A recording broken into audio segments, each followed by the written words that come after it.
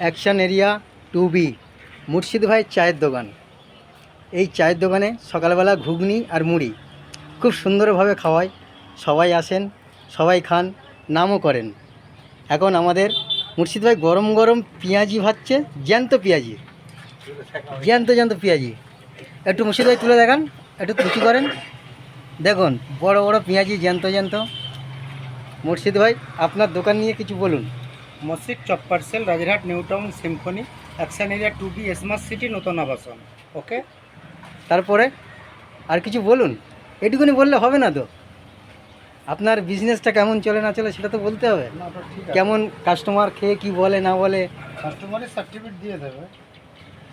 আপনিও তো খান মুর্শিদ ভাইয়ের দোকানে, কেমন লাগে? ভালো, খুব ভালো।